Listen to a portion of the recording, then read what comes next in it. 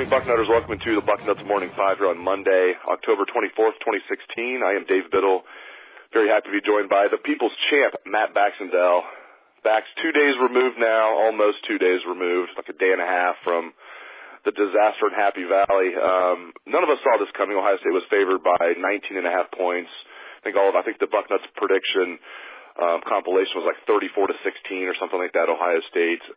What's your vibe on this team now? Do you think they're going to be able to turn it around and make the college football playoff, or do you think this team is just not as good as we thought they were?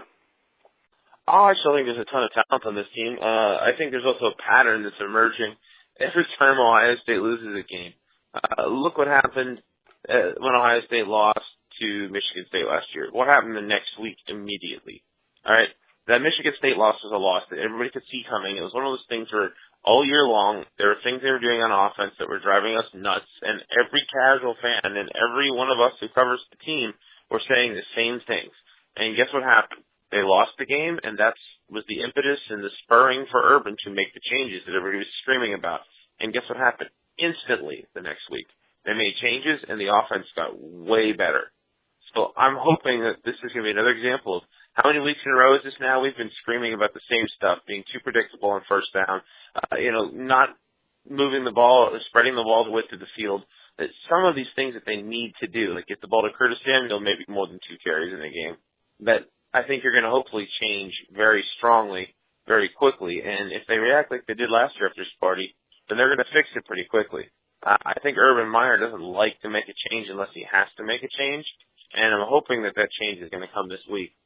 There's no question about it that the offense has been a major issue the last 3 to 4 games. They haven't scored a first-quarter touchdown since September. Remember this team that came out and just threw the ball all over the field against Oklahoma and Bowling Green and looked like a star team? We haven't seen them, and that needs to happen now. So hopefully this loss is the impetus for change that puts them in a position to go on a run here at the end. I still think it's more than possible. I think a couple issues on offense are cleaned up, and you still have a championship defense that, by the way, still played like a championship defense in Happy Valley. Aside from a couple lollipop long throws on 2 touchdown drives that kept Penn State in it, you can't complain one bit about the way the defense played for the most part. So I still think they have a great chance to do it. We just have to see the changes starting this week at Northwestern to get this offense moving and get them moving early. What are some changes you're hoping to see? We're going to get a chance to speak with Urban Meyer this morning. I'm sure it's going to be a lively press conference at 11:45 a.m. We'll have coverage on Bucknuts. I'm sure he'll be asked a lot of these questions. But what are maybe 1 or 2 changes you really want to see yourself? Well, how about stop running the ball on first down 75% of the time, 95% of that being out of the zone read? It's the most predictable play in football right now. I put this on Twitter the other night. Throw on first down, throw on first down, throw on first down. Maybe Ohio State needs to actually try going against their tendency. For all the self-scouting that they claim they do, this team has been shockingly bad at doing it. If you want to know what I would be doing, I'd be spreading the ball out. I'd have Curtis Samuel in the backfield. I'd have 4 wide receivers out there with him, or 3 in Marcus Ball, whatever you want to do. I'd spread the field, because when you complete a couple passes, just a couple, any defensive plays against OSU is to play them honest, and that's when that running game starts flying downhill. To a certain extent, you even saw it in the second half against Penn State.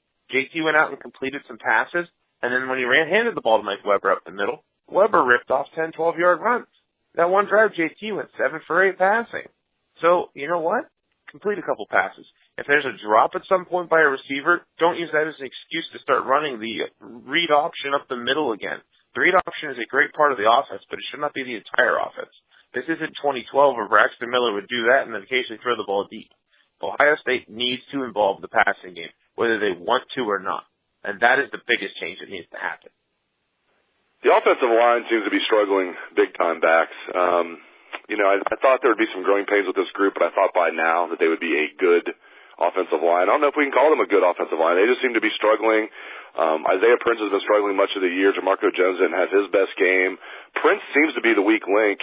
Michael Jordan's only a true freshman, although I think he's going to be an All-American. He's still just a true freshman, making mistakes out there. And even the veterans, I think Pat Elflein's playing well, but Billy Price is having, a so-so year. Just your thoughts on the offensive line. Well, right now I think Isaiah Prince is really struggling. He was getting beaten, just destroyed off the line pretty much the entire game at Penn State. It was one of the worst games I've ever seen by a right tackle. And It reminded me back in the day when Jim Tressel had, you remember Brian Browning? He was playing out of position. Oh, yeah. He was right tackle of at least 2008. They had him playing out of position. They played against Penn State, Terrell Pryor's freshman year. And Aaron Maben, beat him up like it was a high schooler against a middle schooler at football. And it wasn't Browning's fault. Browning was a very good guard for the Buckeyes. But he was just getting destroyed. This was the worst game I've seen since that Penn State game where Maben was in the backfield before the ball was snapped seemingly every play by an Ohio State right tackle. If Prince doesn't get better, it's time to look at Brandon Bowen. Because Prince has not been good the last couple of games. And I'm sorry, but jobs have to be on the line. If this whole competition thing is really the case, and Prince isn't getting it done, it's Bowen time. That's my opinion on this one. If Prince doesn't get better against Northwestern, you can't keep going with something that isn't working. On the other side of the ball, what are your thoughts on Raekwon McMillan? I know a lot of fans are disappointed with his play. Just what are your thoughts on Raekwon McMillan? Well, I was a big fan of Raekwon coming into this year. And I have to say, I'm extremely disappointed in Raekwon McMillan right now. All the recruiting hype and all the leadership hype and all the talk we've heard about him, the truth of the matter is it always seems like Raekwon's locked up on a block and isn't making a play. Whenever the linebackers this year are flashing and making tackles, it's Jerome Baker, it's C.J. Worley. I can't name one game where Raekwon McMillan was quote-unquote dominant. I mean, in the last two games here against Wisconsin and Penn State, Raekwon had 9 total tackles. That's not enough for a guy that's supposed to be a star middle linebacker. And look, he's really good in coverage for a middle linebacker. He's obviously a leader on this team. But unless he can start getting off of blocks, I don't think I've ever seen Raekwon McMillan have a dominant game. And maybe the truth of the matter is that we all talk about Raekwon as this 3 years and early to the NFL kind of guy, and right now, according to what we've seen from him this year, I don't think he's an early NFL guy right now. I came into the year expecting to see him play like a first-round draft pick, be an All-American linebacker, and I tell you what, All-American linebackers get off blocks. All-American linebackers don't get caught up in the wash and be stuck getting just, the ball's downfield and Raekwon's chasing after it again. McMillan has to be better. You talk about concerns on defense. I never thought I'd be saying Raekwon McMillan, but go back and watch the film. Every time there's a running play, Raekwon's getting eaten up. People are making the tackles right now are the defensive linemen and Baker and Worley. And McMillan is just getting locked up and he's getting pushed off the ball. And he's guessing on plays. He's not reading the keys on the running plays anymore. He's just trying to shoot a spot and hope to get to the ball. So McMillan is, I think a lot of fans are waking up to what's going on here, but McMillan has not had a good year. And he has to get a lot better. In fact, if you want to talk about improvement on the defense, Raekwon's play would be the number one thing I throw at you. I think he was overrated last year, too, and I said this. His tackle numbers were way up last year, but tackles is the most overrated stat in football. I mean, you can get trucked 10 yards down the field, and the guy falls over you as he's running over you, and you get credited for a tackle because the guy ended up falling down. I mean, it's just – or you can play in a bad defense that's giving up a bunch of points, and you're just – making a bunch of tackles because your defense is out there all day and getting a bunch of yards, and I don't know. I just think he was a Butkus finalist last year, McMillan was. Great kid. I still think he's got a ton of talent. I think he can turn it around, but I agree with everything you said. He's been a big disappointment.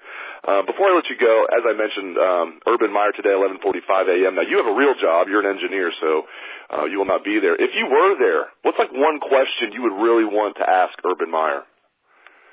Why didn't he call timeout when the team charged onto the field with 8 seconds left on that kick? That was one of the most boneheaded decisions I've ever seen. Well, why wouldn't they have called timeout when you were rushing a long field goal in a tight game? That to me, and that would be one of them, but you know what I really want to know is why the hell Dontre Wilson's still returning punts. That would be probably my number one question now that I think about it. Why can't we have anybody? In fact, this is a big picture question for Urban. Why do you always have the guys who can't catch the ball back there that maybe can break a return? Why can't we just call fair catch and get somebody back there and turn the ball over? Maybe not this year, but most years with this Ohio State team, you get the ball in the offense's hands and guarantee the change of possessions, and they're likely to score. Why is Dontre still back there? Every game has been an adventure with him. And you know what this is leading towards? It's going to be the most predictable muff for a turnover against that school up north if Dontre keeps returning the punt. So my number one question, without a doubt, now that I think about it, is why is Dontre Wilson returning punts? Don't you have anybody else who can just catch the ball? Yeah, I wrote in my column after the game what we learned. I said a staple of the Urban Meyer era, the biggest staple has been winning. That's a good staple, winning. Another staple, there's been some other minor staples. A minor staple has been guys back there catching punts that tend to drop the ball, like Philly Brown, Jalen Marshall, and now Dontre Wilson. Jalen Marshall actually made some big plays, but still had ball security issues. But Philly Brown pretty much lost the Clemson game in the Orange Bowl due to a muffed punt. Michigan game. I just don't get it. The Michigan yeah. game. Oh yeah. I don't get it. You make a good point that it's like Urban just sees that this guy can break it better than anybody else. And I don't even know if that's the case with Dontre Wilson. I think there's guys that could even be more elusive than him. So Paris Campbell. Yep. Oh yeah. Yeah. I mean, people said DeMario McCall. I don't know if you want a true freshman back there, but if he can catch the ball, he's better than Dontre. I agree. I'd like to at least try it. Maybe they haven't practiced and DeMario McCall just isn't ready, but anyway, great stuff as always out of the People's Champ, Matt Baxendale. You can catch his column every Sunday, The Bucket. It dropped yesterday. If you haven't read it, make sure you read it today. And again, Urban Meyer today, 11:45 a.m. Then we're going to interview Larry Johnson after that, and then a few players they're going to bring out as well. So check Bucknuts for coverage of all of that. Thanks again to Matt Baxendale, and thanks to all the listeners out there for tuning into the show. I appreciate it. Hope you have a great day. Let's hear some Buckeye swag. Best damn band in the land.